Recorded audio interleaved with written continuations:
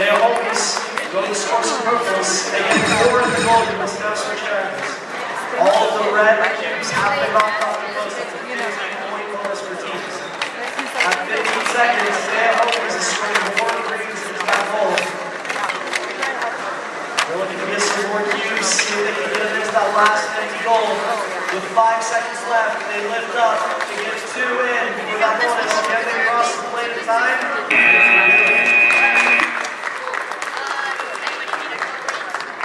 Alright, down here at the Curiosity Field, we have qualification match number 8.